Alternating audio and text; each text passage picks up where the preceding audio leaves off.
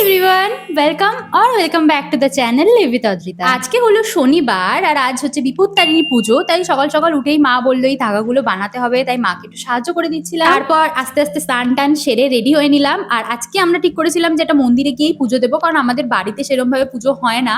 তো আমরা ডিসাইড করতে পারছিলাম না যেন কোন মন্দিরটায় যাবো। ফার্স্টে যে মন্দিরটা যাবো ভেবেছিলাম সেটা তো গিয়ে দেখলাম পুজো অলরেডি হয়ে গেছে, তাই ওখান থেকে টোটো করে আরেকটু দূরে একটা মন্দির সিদ্ধেশ্বরী, সেখানেই গিয়েছিলাম। আমরা যে এবার পুজো দেবো এটা একদমই র্যান্ডম ছিল, আগের দিন রাতেই ঠিক করেছিলাম, তাই জন্য সেরকম ভাবে কিছুই গোছানো হয়নি। ওখানে গিয়ে তো দেখছিলাম সবাই একদম ডালায় ফল টল সাজিয়ে নিয়ে এসছে, আমরা সেই তুলনায় কিছুই করিনি, জাস্ট মিষ্টি আর ধাগাগুলো নিয়ে পুজো দিতে গেছিলাম। বাট ঠিক আছে, মায়ের কাছে পুজো দেওয়াটাই মেন। খুব ভালোভাবে পুজো দিতে পেরেছি। ওই মন্দিরটাও বেশ অনেকটা বড়, খোলামেলা, বসে শান্তিতে অঞ্জলি দিয়ে পুরো পুজোটা সম্পন্ন হয়। পুজো টুজো সেরে আমরা মন্দিরের চারপাশে একটু ঘুরে বেড়াচ্ছিলাম। মন্দিরটা বেশ সুন্দর করে সাজানো গোছানো। এইটা নাকি একটা নদী, আমার তো বিশ্বাসই হচ্ছিল না।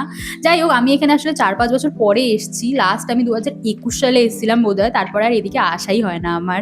আর আমরা পুজো দেওয়াটা একদম ঠিক টাইমে শেষ করেছি, কারণ তারপরে এত লম্বা একটা লাইন পড়ে গেছিল। আর এই দেখো, এই ফুলটার নাম হচ্ছে শিব ফুল। এটা মানে অনেকটা শিবলিঙ্গের মতো আকারের হয় ফুলটা।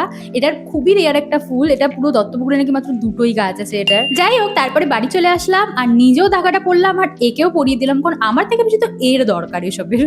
তারপর মায়ের হেডফোনটা খারাপ হয়ে গেছিল, তো এই হেডফোনটা অর্ডার দিলাম, দেখা যাক এটা কতদিন চলে। আর আজকের লাঞ্চে ছিল শুক্তো। আমি মাকে বললাম অনেক দিন শুক্তো খাইনি, তো চলো শুক্তো বানাও। শুক্তো দিয়ে আমি অর্ধেক ভাত খেয়ে নিই, আর সাথে ছিল বোধহয় ডাল। তারপরে খেয়ে দিয়ে উঠে একটা টানা ঘুম দিয়েছি, আর উঠে বিকেলবেলা এক কাপ চা খেয়ে নিলাম। অ্যান্ড তারপর শুরু হলো আসল হাসেল।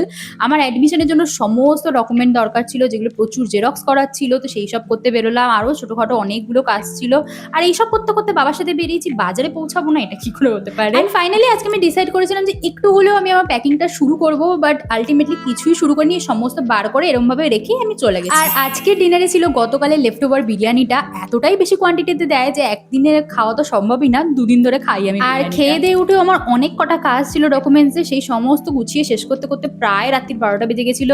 তো দেখা হচ্ছে পরবর্তী মিনি ব্লগে। Till then, tata.